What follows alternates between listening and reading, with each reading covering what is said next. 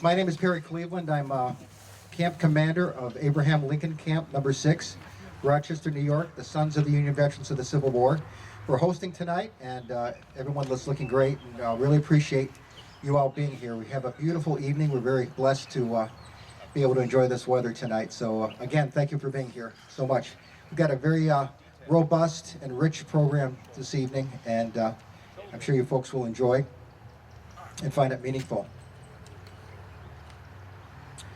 First off, we'd like to begin with an invocation, so I'd like to ask Ms. Gloria Fisher, past Department President of the Auxiliary of the Sons of the Union Veterans of the Civil War, to deliver that. Thank you, Ms. Gloria.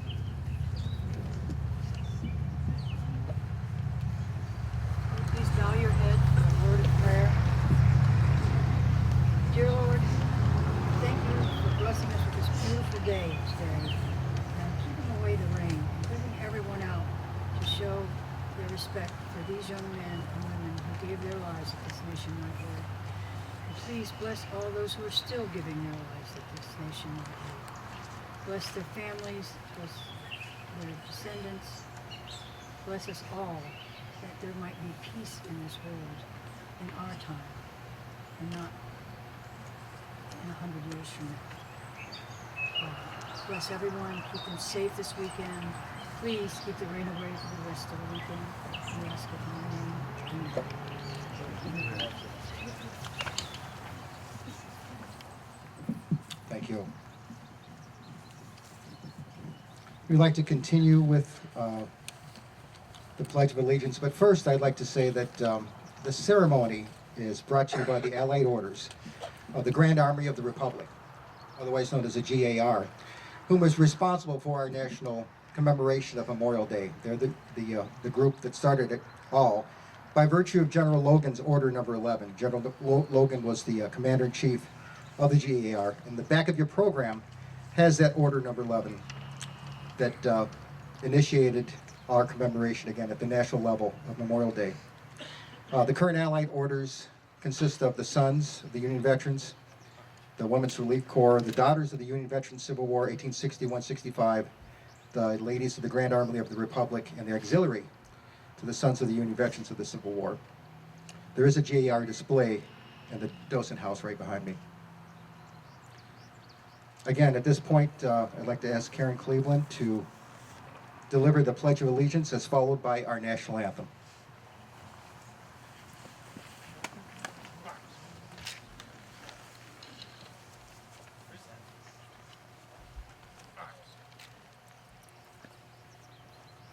I pledge Allegiance to the flag of the United States of America and to the republic for which it stands, one nation, under God, indivisible, with liberty and justice for all.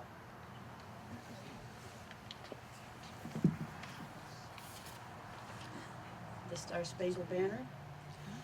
Oh, say, can you see by the dawn's early light what so proudly we hailed at the twilight's last gleaming, whose broad stripes and bright stars through the perilous fight o'er the ramparts we watched were so gallantly streaming, and the rockets red glare, the bombs bursting in air, gave truth through the night that our flag was still there.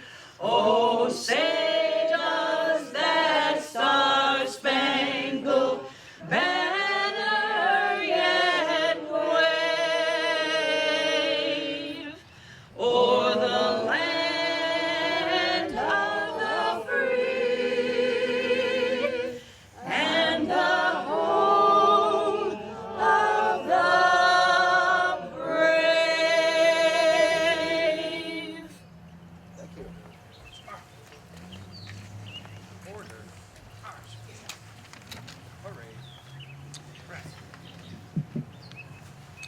This American Civil War Memorial was dedicated September 2008, commemorating 58 men as memorialized by the cenotaphs you see to my left, who died in action during the Civil War that were from Waterloo, as well as commemorating all of the losses, North and South, during the Civil War. Dale Thetke was the past department commander of the New York Department of the Sons of the Union Veterans from 2004 to 2006. Among many other things, he was a historian and a founding member of the 7th Cavalry as a reenactor. And in his memory, I'd like to ask his widow Diane, past department president of the Auxiliary of the Sons of the Union Veterans of the Civil War, to now commence with the Dale Thetke Memorial Lantern Procession.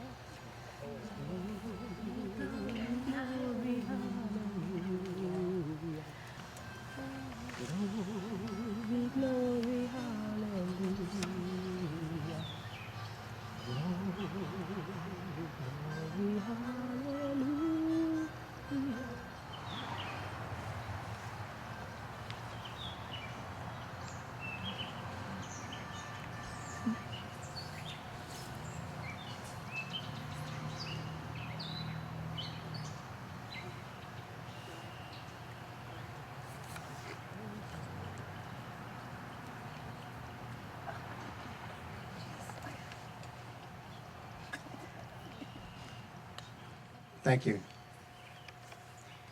At this time, it is now my distinct honor to present to you, ladies and gentlemen, the 16th President of the United States, President Abraham Lincoln.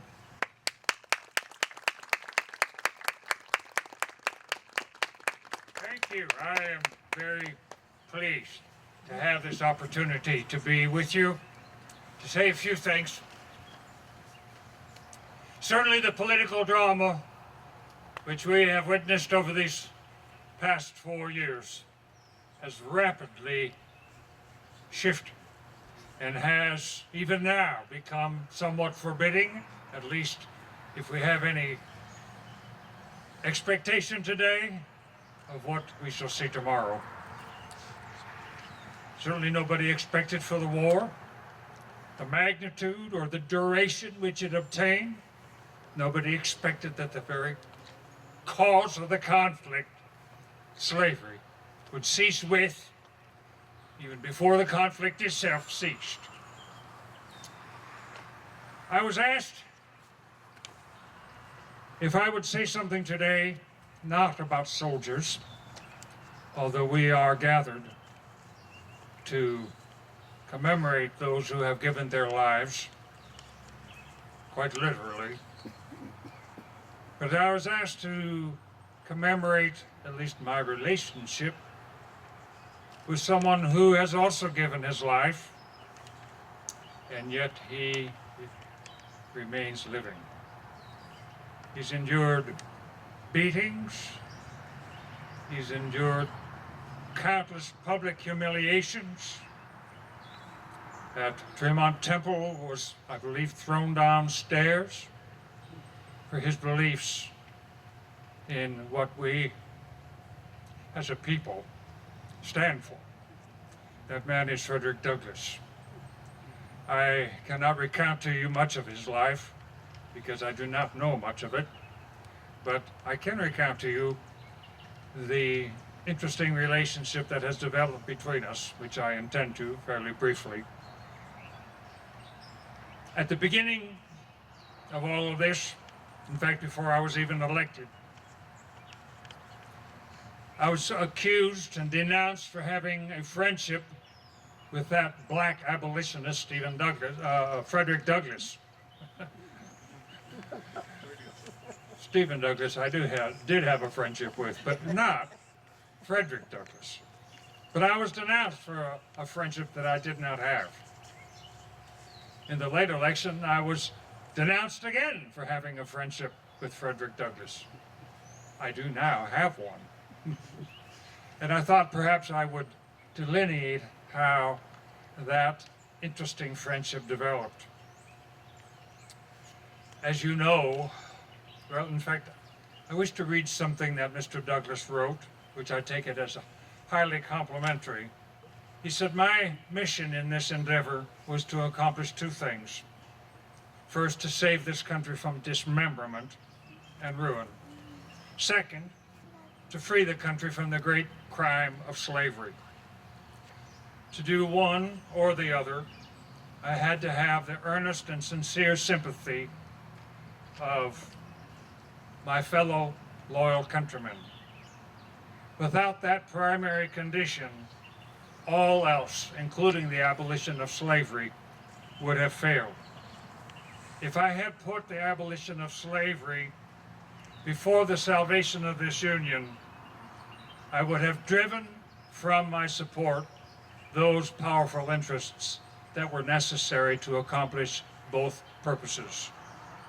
And so while on genuine abolition ground, I appeared to most tardy, cold, dull, and indifferent, Mr. Douglass says, on the ground of principle, the sentiment of this country, which I was bound as a statesman to consult and abide by, I was swift, zealous, radical, and determined. He did not always so feel. Those of you who are old enough to look back 4 years ago with any clarity, remember that in my first inaugural address, the night before that address was given, an amendment, the 13th, was passed in Congress. Not that 13th Amendment. This is 1861. The 13th Amendment that passed the night before I gave my first inaugural said that the federal government would never interfere with the domestic institutions of the states, including that of persons held to service. I declared that, understanding that that was actually what was implied in the Constitution, I was bound to support it. Mr. Douglass did not agree, and he stated so publicly thereafter. He said that I had in that inaugural address shown complete loyalty to slavery in the slave states and denied any feeling against slavery. We obviously misunderstood one another.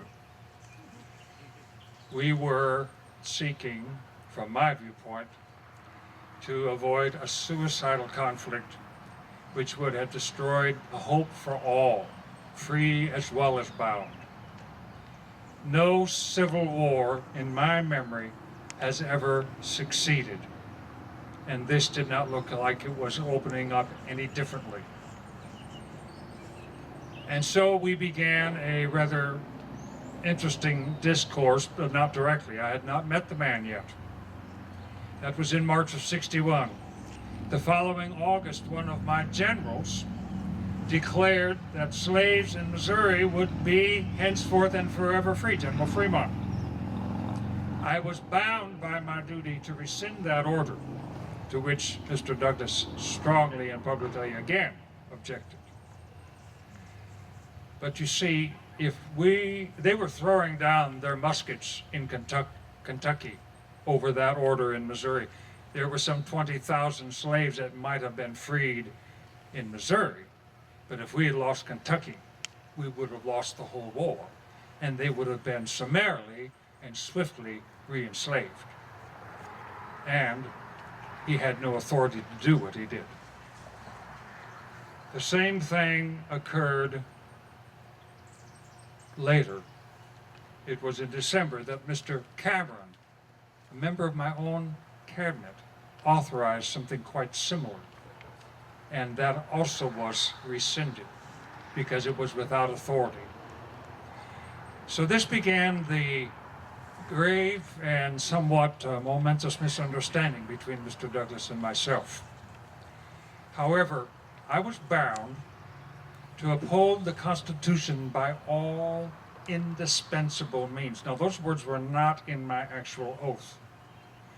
But what I understood by taking that oath was that I must uphold the Constitution as it was, as slavery was legal, unless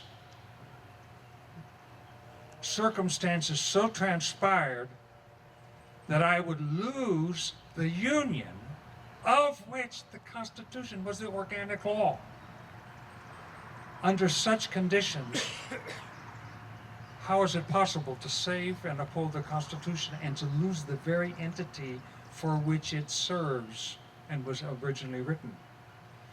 And so I knew that conditions might arise which would drive me to an extreme, to actually do something that the Constitution forbid in order to save it. I did not know how, but I knew I needed to wait. What happened was we had 4 slaveholding states, including Kentucky, that did not join the rebellion. The subsequent May, in '62, I made 3 successive appeals to those border state governors to voluntarily, and with compensation from the national government, to voluntarily emancipate their slaves. If they would do it, it would guarantee that we would win the war and that slavery would be doomed.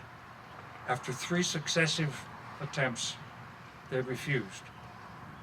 That was my first step towards extreme measures as I saw them.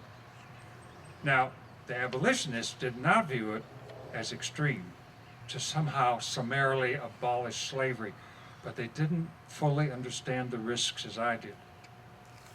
The second measure that I took, which I believed was somewhat in extremis, was to invite a delegation of black men, leaders in their communities, to the executive mansion and make a proposal.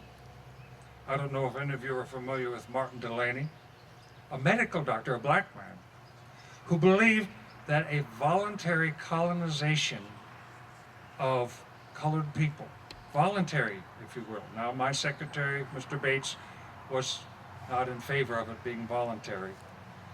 But if it became known that the government would offer a voluntary plan after the war should cease for persons of color to emigrate to a free black republic where there would be no discrimination, it would go far to reaching our goals. I made the offer. They refused. Now, Mr. Douglas had always been against that plan. Mr. Delaney was one of the editors on his newspaper, the North Star, fully endorsed it. But it also failed. And so, with those 2 extreme measures under my belt, so to speak, I concluded the thing to do was to write an order for emancipation, a military order. That, of course, began to turn the tide in my relationship with Mr. Douglas. He was elated. But he didn't, I think, at the time, fully understand the risks involved. Your own governor here in New York, Governor Seymour, denounced the Emancipation Proclamation in his own inaugural address and encouraged the people of New York to not pay any attention. The states of Illinois and Indiana both threatened to join the rebellion over the Emancipation Proclamation. The coalition of Democrats and Republicans, war Democrats who supported our efforts, and of course Republicans, began to disintegrate hearing that the Emancipation Proclamation had been issued. The possibility that what I had done had created substantial discord in the North and would ruin the actual war effort and create a new rise of concord in the South was very real. Could it precipitate a slave rebellion in the border states and cause them to go and defect with the Southerners? There were many issues regarding that proclamation. But what happened was this. Douglas, for the first time, emboldened himself to come to the executive mansion because a part of that proclamation was that the colored troops would be employed. And he came to visit me because they received an unequal pay. Ordinary soldiers received $13, black soldiers only $10 a month. What he didn't understand, and what I explained to him, was if we had not done that, it would not have happened at all. That it was a profound step forward. And I told him I believed all black men who were able-bodied ought to take the opportunity, because in doing so, they would prove to the watching world that they were every whit as able as any other man to defend themselves and the country. That's exactly what happened. So that was our first meeting. It came on the heels of a commission from Secretary Stanton, which never materialized, but nonetheless, Mr. Douglas and I went away with a new understanding of one another, and I told him, when you come to Washington again, I would like you to come visit. Well, I didn't know quite what would happen, but a year later, the pressure, with the election coming, the pressure began to mount. Between May and August of '64, between Grant and Sherman's campaigns, which both looked failed at that juncture. This was now after Gettysburg and the proclamation. There were over 100,000 casualties, dead, missing, wounded. The nation was grieving in a manner that was unprecedented.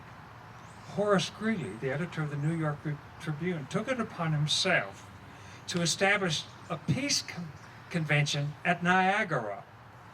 Now, it was unauthorized. I never delegated him any authority to do it, and the representatives of the seceded states did not delegate any authority, but he publicized it, saying that all the nation, especially the Southerners, were ready for peace. What he failed to publicize, but oh yes, they were ready for peace with the retaining of slavery. At that point, having seen so many black men giving their lives, that could not be. So I issued a public statement, as unauthorized as they were, that I would accept any conditions of peace that excluded the retaining of slavery. Mr. Greeley was not prepared for that. And you understand, a good many others in this country were not prepared for that. Many of my supporters, as far west as Wisconsin, in fact, Mr. Reynolds, who was an editor of one of the papers in Wisconsin, wrote me and said, this puts us in a terrible position. We were supporting you to restore the Union, but now you have publicly made the abolition of slavery one of the conditions of peace. You've shot the platform out from under us. I can't support you any longer. And I realized that I was in trouble. At that particular time, Mr. Douglas is in Washington. I asked him if he would come and consult with me. I'd composed a letter to Mr. Reynolds, and in that letter I made it very clear what was going to happen. That was that I was not going to give in. And Mr. Douglas, after conferring with me and I with him, we both concluded that that may not be the better part of wisdom. Now, the newspapers on all fronts, Democrat and Republican, were saying that the coming election would be lost, and that the only possible candidate who could win would be either a new Republican nominee, and I had been nominated the previous June unanimously, that was gone, or a Democrat. Now, the Democrats had not yet nominated McClellan, but I knew what McClellan would do. He would stand on a war platform and advocate peace with slavery. So I was in a terrible position. And I told Douglas, we're going to lose. I know we're going to lose. And what I would like you to do, and he agreed to this, was to get up as many black leaders as you can, and we will print up these copies, little copies that can be put into a shirt bosom of the Emancipation Proclamation, and go into the South.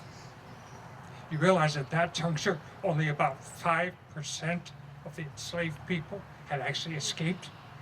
The proclamation looked like an abject failure. Douglas said, now this plan this wasn't the first time this had been advocated. About a year before, somebody from the governor of Tennessee, in conjunction with General Rosecrans, had actually implemented this plan of sending black leaders into the South to foment a slave rebellion. The very thing I'd stood against when John Brown tried it, I was now advocating. It had failed a year before, but we were desperate. We didn't believe I'd be reelected. And so Douglas agreed. I said, write up a plan. I don't know who will be the agent supervising it all, but we need men willing to risk their lives, black men who will go down there and let all the others know that if you don't run now, after the election, it'll be too late. He agreed. That was on the 29th of, no, that was on the 14th of August. On the 29th, the Democrats nominated George Brinton McClellan as their candidate, and he did exactly as I expected. He stood on a war platform and advocated peace with slavery. And he said, the Republicans have failed. Lincoln's policies have brought us no victories. We're no farther ahead than we ever were. Elect George McClellan. That was on September 1. On September 2nd, Sherman broke through at Atlanta. When McClellan said to me, to the world, that my policies had failed, and my own party told me that unless I rescinded, I could never be reelected, I made a public statement. I said I would be damned in time and eternity if I broke faith with these men, these black men that have risked their lives. They were being slaughtered by Southerners before the act of retaliation if a black man was found in uniform down south. And here they were giving their lives for us. I said, if I rescind my promise to them, not only will we break public faith in this country forever, but I'll have to deal with the Almighty. I won't do it. Shortly thereafter, we had a victory, and all the Democratic claims dissolved into thin air, and I was reelected. That precipitated my third meeting with Mr. Douglas. I saw him when I was giving I saw him even before the inaugural address. I saw him walking alongside my carriage as we rode to give the address. I saw his face, I caught his eye as I was delivering it. And then I discovered that evening at the ball and the reception that preceded it that he was in the crowd. Normally, black visitors to the White House, unless they were servants, were denied entrance. When I discovered that he'd been denied entrance, I sent someone came to me that he found, and I said, no, I want to see this man. When he entered the room, I held out my hand. And I said as loud as I could, there is my friend Douglas. I want to see that man. And I kept my hand out. He wove his way through the crowd. And I told him that more than any man in this country, it was his opinion that I wanted to know about that speech I'd given that day. He told me he thought it was a sacred effort. So I expect that we will have a warm and friendly relationship from this point forward. Fortunately, we never had to use these things. I would like to conclude with a portion of that sacred effort that Mr. Douglas remarked upon, if you will bear with me. I said, we are not enemies, but friends. Though passion may have strained, it must not break our bond of affection. And then that speech, that night, I said, with malice toward none, with charity for all, with firmness in the right, as God gives us to see the right. Let us strive on to finish this work we're in, to bind up the nation's wounds, to care for him who shall have borne the battle, for his widow and his orphan, and to do all which may achieve and cherish a just and a lasting peace among ourselves and with all nations. Thank you.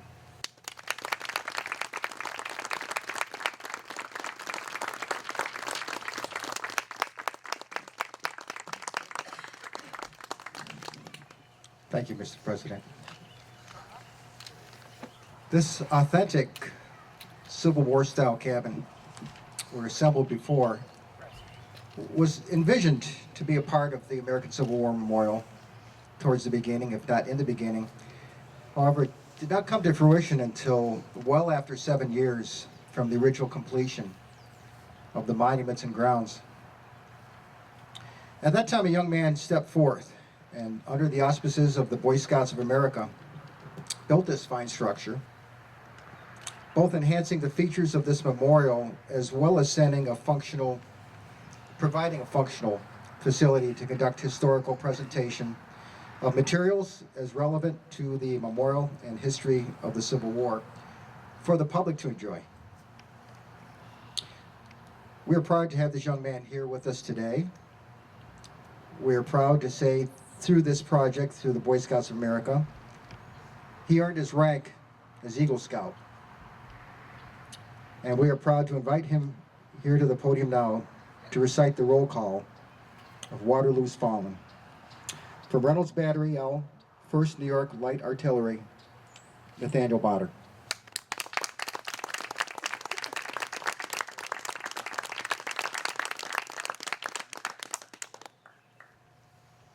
The roll call of the Waterloo Fallen, a totaling of 58 men. As many of you may not know, most of the men that died during the Civil War did not die in battle. Rather, they died in hospitals and in their camps from sickness and lack of sanitation.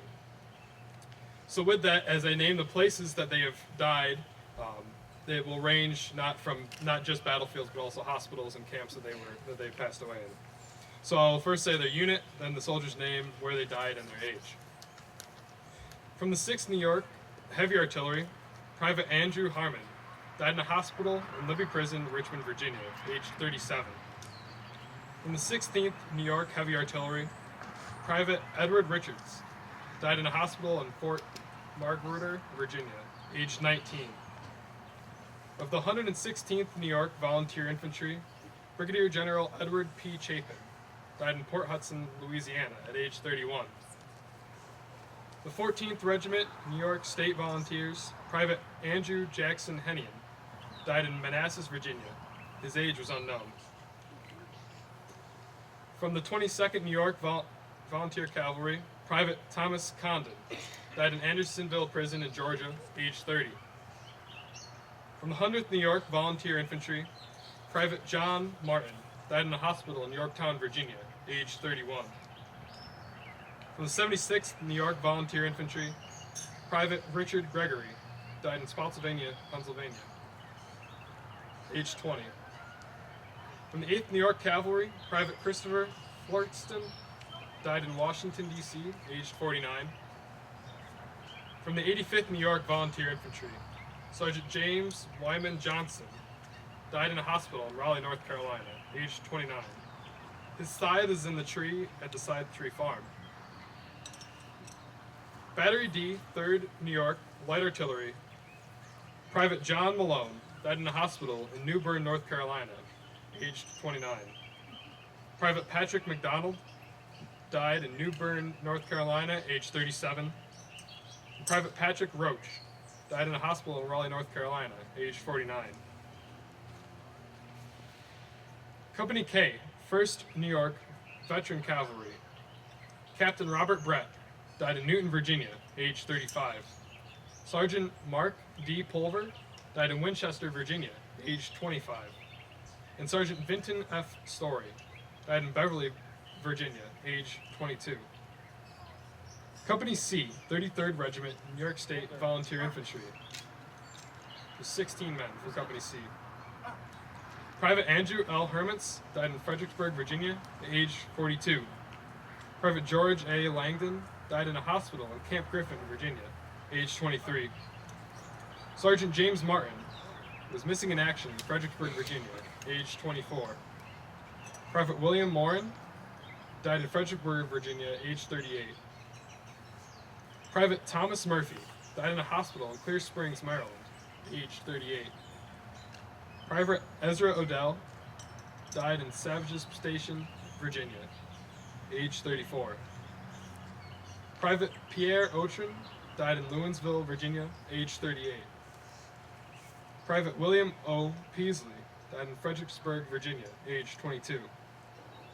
Corporal Samuel W. Pierce, died in Jury's Bluff, Virginia, age 23.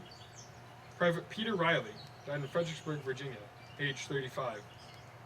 Private Mark Roberts, died in a hospital in Philadelphia, Pennsylvania, age 23. Private George Roger, died in Fredericksburg, Virginia, age 18. Private Irving Thompson Smith, discovered in Waterloo, New York, age 23. Private Willard C. Stanton, died in a hospital near New York Harbor, age 38. Private Luis Witt, died in Antietam, Virginia, age 24. Private Truman Woolidge, died in a hospital in Philadelphia, Pennsylvania, age 30. Company 8, H, 148th New York Volunteer Infantry, 15 men. Private Anson Coral, died in a hospital in Yorktown, Virginia, age 45. Private William Henry Dye, died in a hospital in Portsmouth, Virginia, age 18. Private William Edwards, died in Petersburg, Virginia, age 26. Private James Cayley, died in Jury's Bluff, Virginia, age 46. Private Frank Lamel, died in Cold Harbor, Virginia, age 32. Private Joseph Lehman, died in Cold Harbor, Virginia, age 20. Private John Leon, died in a hospital in Yorktown, Virginia, age 38. Private Jacob Mattel, died in a hospital in Ship Baltic, age 47. Private Patrick Morin, died in Geneva, New York, age 34. Private Henry H. Parker, died in Bakehouse, Virginia, age 23. Corporal Albert V. Staley, on furlough, died in Waterloo, New York, age 31. Private David Thomas, died in Fair Oaks, Virginia. His age was unknown. Private Enoch D. Townsend, died in Balfour Hospital in Portsmouth, Virginia, age 45. Private Franklin Williams, died General Hospital, Hampton, Virginia, age 35. Corporal Charles P. Wilson, died in Cold Harbor, Virginia, age 28. From the 126th New York Volunteer Infantry, 12 men. Private Winfield Scott Dye, died in a hospital in Union Mills, Virginia, age 19. Sergeant Charles H. Farnsworth, died in Gettysburg, Pennsylvania, age 24. Private George Hill, died a prisoner near Petersburg, age 32. Private John Kiley, died in Petersburg, Virginia, age 36. Private Martin V. Landfair, died in Union Mills, Virginia, age 27. Corporal James O. Orman, died in a hospital in Union Mills, Virginia, age 23. Private Albert Henry Pearson, died in Petersburg, Virginia, age 22.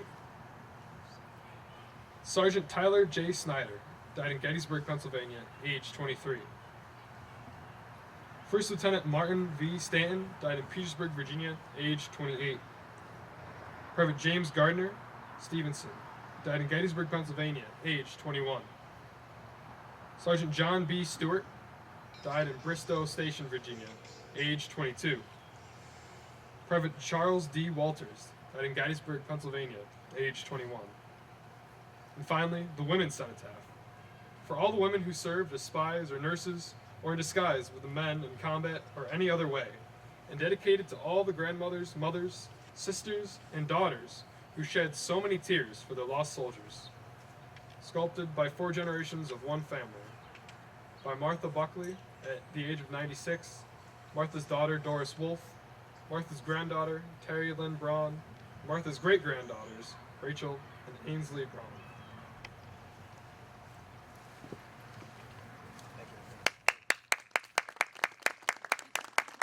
Thank you, Nathaniel.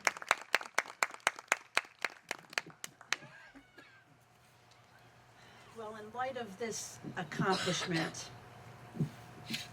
Nathaniel, can we give him a hand for this beautiful As an Eagle Scout, they're responsible for getting all of the materials and making all of the plans and working and getting it together, and you did. You did. And it's sort of like becoming a man. Being able to manage and so on. I just want to give you a token of our appreciation and also announce, if those who don't know, our dear friend Nathaniel is going to be traveling to Gettysburg tomorrow, and he will be training An interpretive intern. Training for an interpreter through the Gettysburg battle of the 3 days. So it's a lot of work, and it's a very prestigious thing to be able to do and to have a mind to do it. So it's just a token, but thank you so much.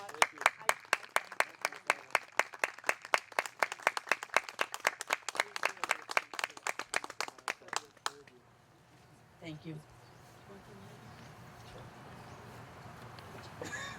Thank you again, Nathaniel.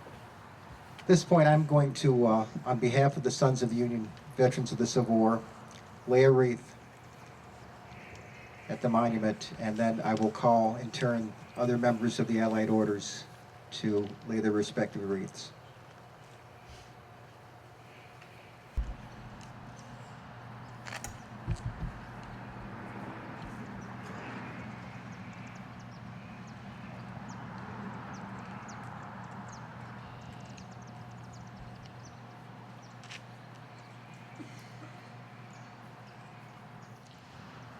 From Mary Gay Hemp Tent.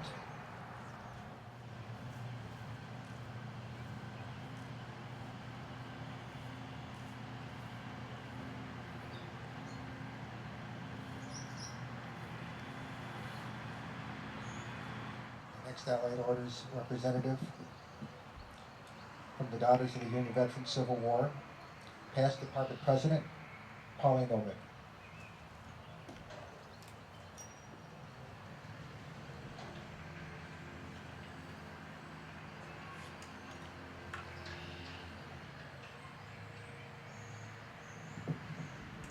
America the beautiful, may your flag always wave. Our country they protected, our future they helped save. True heroes, we honor our duty on that day. Remember all the fallen on this Memorial Day. Remember those brave warriors, place flags and be sure to pray. Men who fought for freedom, shed blood for a brighter day. When duty beckoned, always stood tall. All gave some, but some gave all. Remember, read the markers, the memory fade away. Man who lived with true honor, a debt we can't repay. When duty beckoned, they did not stop. All gave some, but some gave all. America the beautiful, may your flag ever wave. Our country they protected, our future they helped save. True heroes we honor, our duty on this day. Remember all the fallen on this Memorial Day. Now, President of the Auxiliary of the Sons of the Union Veterans of the Civil War, Hope Parker.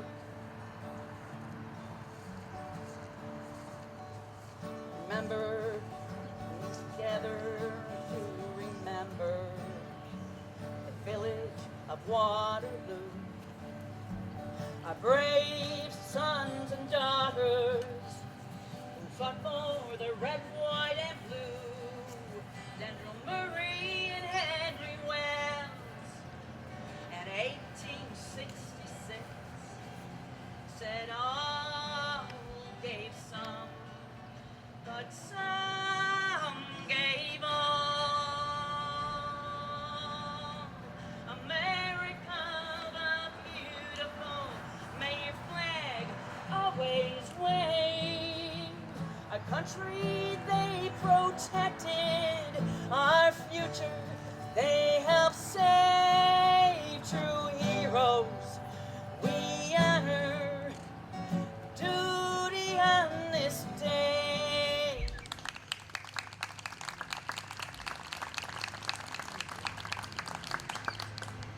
Folks, I would like to now invite Reverend Scott of the 148th New York Volunteer Infantry to deliver our benediction, followed by members of the 148th New York Volunteer Infantry to proceed with a musket salute, then ending with taps by Jim Golowski, past commander. Reverend.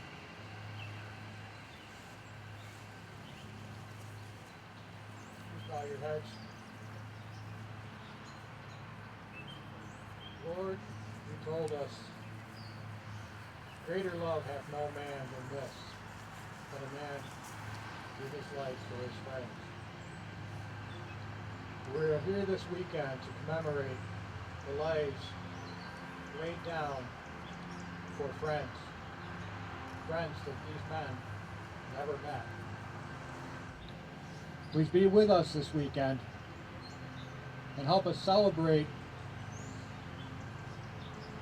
the joy that these men preserved through their sacrifice. These things we pray in Jesus' name. Amen. Shoulder, arms. Left quarter wheel, march. Halt.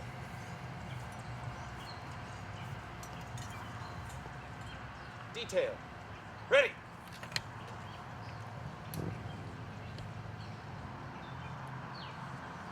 Aim. Fire. Load.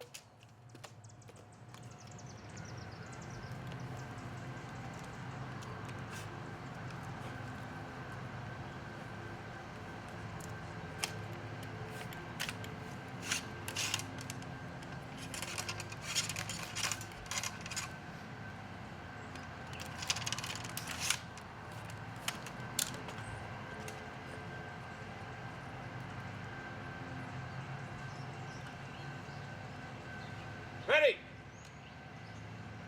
Aim. Fire. Recover. Arms. Shoulder. Arms.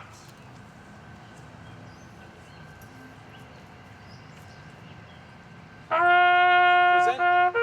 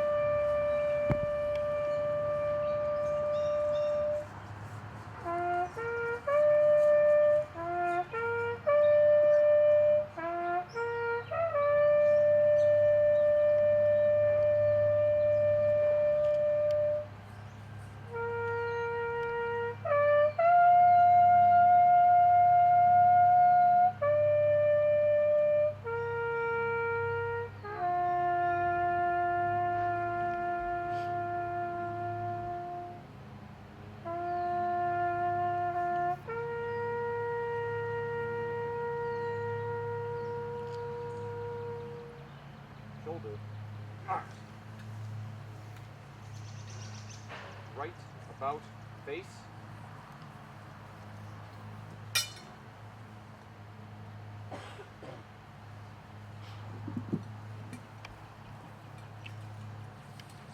Ladies and gentlemen, thank you for coming. The docent house is now open with a display on the GAR and the Allied Orders. Feel free to come on up and take a look. I'd like to thank all the volunteers that help with the Illumination, Boy Scouts of America, Bill Holmes, Karen Cleveland, all of your attendants, and of course, last but not least, our President Lincoln. Thank you, folks. Have a good evening. Good Memorial Day. This concludes our program.